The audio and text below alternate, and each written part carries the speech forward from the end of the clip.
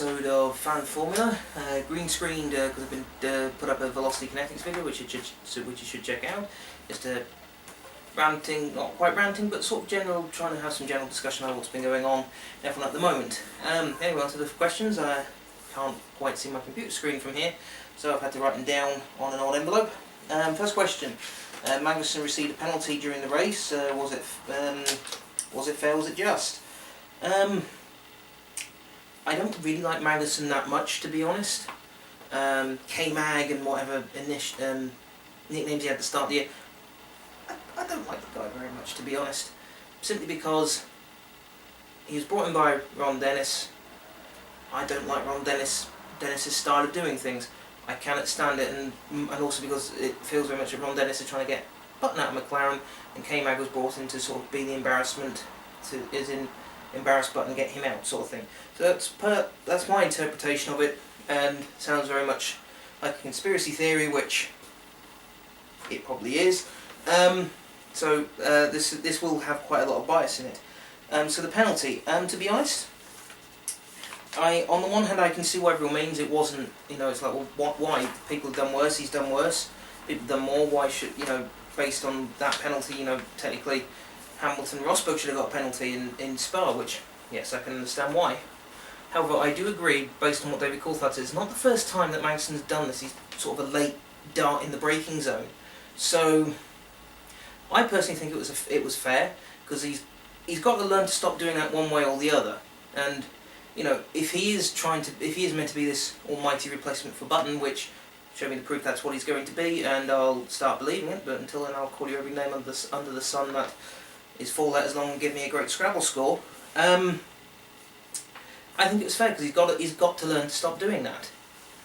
Because he could have taken out anyone who tried to pass him.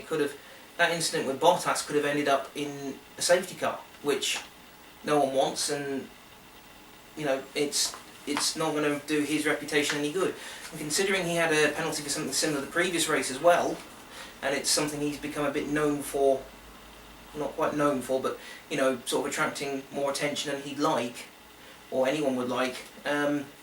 He's got to stop doing it one way or the other, and at the rate he's going, McLaren are going to have another one-hit wonder in the form of him, like they did with Perez last year.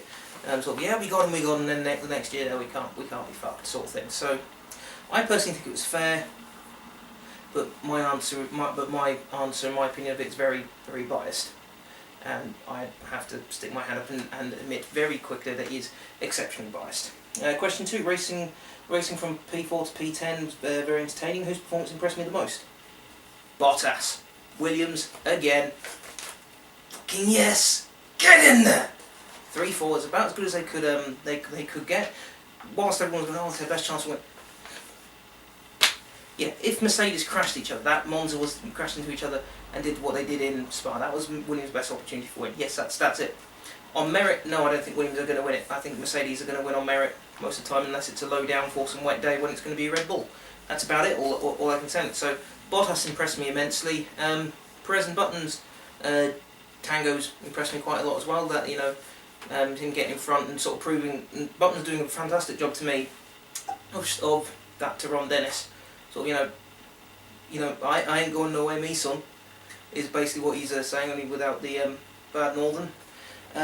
Or was it Peter Kay with the whole thing? Like, I'm going nowhere, me son. That's generally what I think Button's doing. But Button and Bottas impressed me the most. Ricciardo, though, you can't discuss those battles without mentioning Ricciardo. What an impressive drive! He's really embarrassing a 4-time champion. And a while ago, if you tried to mention anything bad against Vettel, it was, I hope you know where hope you're able to tell people where you're buried once they've killed you, which, in many ways, that's very much what it was, and in some ways still is. But Ricciardo impressed me, Button impressed me, but most impressive was Bottas, proving that he has got the wheel-to-wheel skills. So if the Williams ever ends up further back, he can do it. Although I thought he showed that off at the start of the year, but everyone seems to have forgotten that because we've all got short memories, or a lot of people. That's not a question, that is something from the 18. Sauber yet to score any points this season. Why? What's your opinion? What's gone wrong? It's tough to say what's gone wrong because I'm not sure what the staff structure is at Sauber. I didn't keep track of whether people joined them or left them. So I think they've had a key designer leave them, which hasn't helped. I do think that they've got not the best driver lineup, to be honest. There are stronger drivers out there than Sutil. Sutil, in many ways, he has his moments, but that's about it. They've not got someone who can take that thing by the scruff of the neck and wring a performance out. They need, in many ways, they need a Bottas-style driver. Bottas and Sauber, not at the moment, not unless Sauber suddenly find himself back up the front of the grid again. But they need someone who can do that. The change to turbos hasn't helped them very much. Some of it I don't think is helped by the Ferrari engine. I really don't think that's helped them an awful lot. It's not the only problem, but it's not helped them a lot. For some reason, they just can't get up and running, and I cannot fathom out why. I don't know what. I can't really give an opinion on it because, like I said, I can't fathom out. The only thing I can think of is their driver lineup is not very good. That said, it is a crap car. So even a Bottas, a Hamilton, Alonso driver could not drag a performance out of it. Which, yeah, fair enough. Probably isn't the best vehicle on the planet. I don't think cash is the cash flow problem. I think they've not got a very good cash flow problem at all. I think they need a better situation, better money flow, which at the moment isn't going to happen because if they can't bring the performance, they're not going to be able to get the sponsors interested. They're only going to get pay drivers interested, which would then lead to Williams. Faux pas, Freudian slip. That would then lead to Sauber coming back up. Freudian slip in relation to the FW34.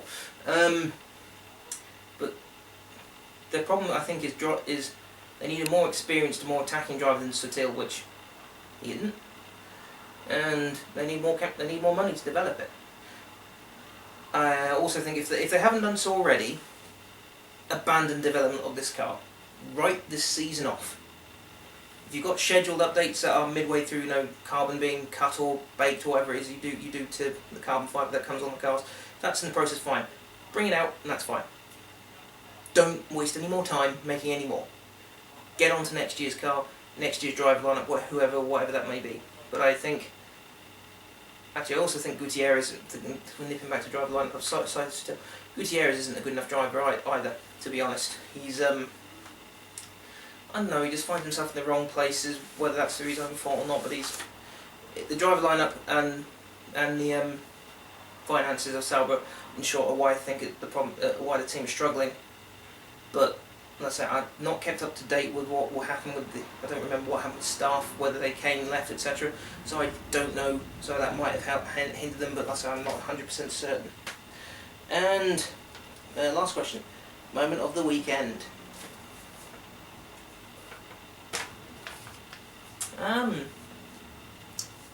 That's a difficult one. No, it isn't. Williams 3-4. They had a tower of pimps. They would stand up on it and shout various achievement hunter phrases. They need their own tower of pimps each because that was a fantastic performance by both of them. It makes me wonder how far Bottas could have got up closer to the Mercedes. That said, though, I doubt Massa wouldn't have been lagging behind on purpose. I'm sure Massa was getting everything out of that car it could, as Mercedes were just too quick. But it doesn't matter who it was. It was going to be a Mercedes 1-2, best Williams 3-4. So the Williams have done the best they can, which the 3-4 at the moment, with how that I've mentioned previously, with how dominating the Mercedes are, a 3-4 is as good as a 1-2. So get in there, Williams, again!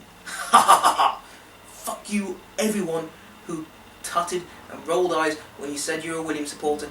Keep the faith. That is the proof. And excuse me, that's sort of let myself go a little bit. That's directed at a lot of fickle fans who joined the pro Williams brigade in 2012 when Pastor won, and then quickly shot him when he went the week later when well, just the rest of the season when they suddenly drifted away. You know, you stick with your team. You stick by your guns. You have faith in what they're doing. Don't always agree with what they've done, but kudos to Williams for what they're doing. I just hope they can keep it going. Although that said, we are entering a couple of tracks that aren't going to be their best. Who knows? We don't know. But Williams, best thing of the weekend. I'll sign this video off now. Just keep an eye on the Velocity Kinetics videos that keep coming out when I can.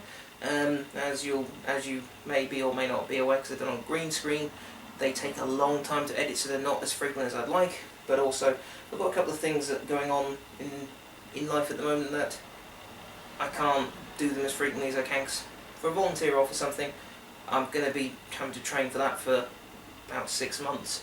So there's not going to be a lot of time to put things out. So we'll leave it there. But hell yes, Williams.